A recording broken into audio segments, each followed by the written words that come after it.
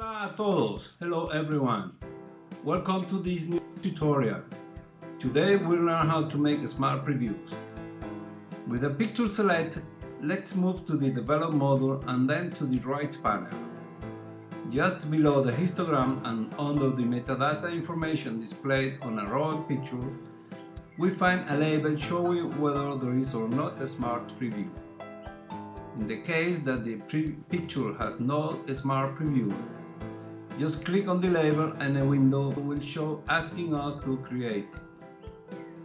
Click approving it and wait a few seconds.